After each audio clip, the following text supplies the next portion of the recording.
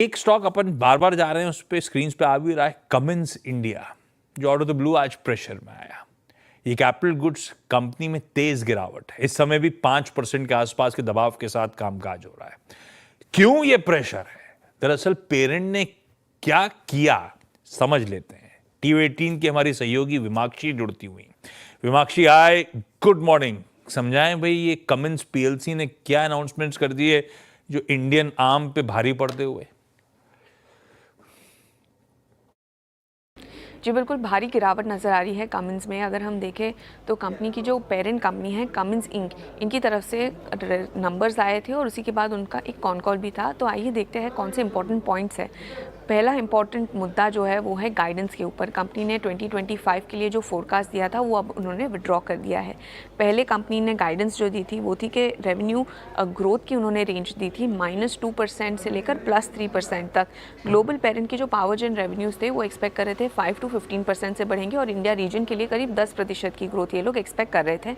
मगर tariff uncertainties के चलते इन्होंने अपनी गाइडेंस को विड्रॉ किया है। सेकेंड इंपॉर्टेंट पॉइंट है उनके इंडिया रीजन के परफॉर्मेंस का। यहाँ पर काफ़ी वीकनेस नज़र आई है, करीब 14% की year on year D growth यहाँ पर नज़र आ रही है। मगर यहाँ पर जो इम्पॉर्टेंट पॉइंट ये है कि ये जो 14% की डी ग्रोथ है वो सिर्फ कमिंस इंडिया के लिए नहीं है। कमिंस इनकी काफ़ी सारी एंटिटीज़ हैं इंडिया में और ये जो डी ग्रोथ है वो सारे एंटिटीज़ कंबाइंड के लिए है। थर्ड इंपॉर्टेंट पॉइंट जो कमिंस इंडिया के पर्सपेक्टिव से काफ़ी इंपॉर्टेंट है वो है पावर जेन रेवेन्यूज़। इंडिया के पावर जेन रेवेन्यूज़ में करीब 10% की डी ग्रोथ इन्होंने नज़र आई है। उनका कहना है कि ये जो डी ग्रोथ है वो लार्जली प्री बाय डिमांड जो हमने देखने मिली थी same quarter last year emission norm changes के चलते, उसी की वजह से ये डी ग्रोथ नज़र आ रही है।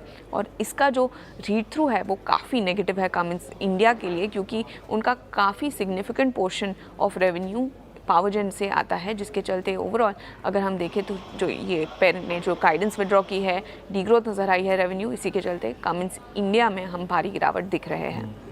चलिए, beautifully explain Vimakshi, thank you so much. तो सरदर्द तो है, पेरेंट के जो स्टेटमेंट्स हैं वो इंडियन आर्म के लिए दिक्कत वाली बात, और इसीलिए स्टॉक भी इस तरह से रिएक्ट करता हुआ। लेकिन सोलंकी साहब, आप लोग का व्यू कमिंस इंडिया पे हाउस कॉल क्या है?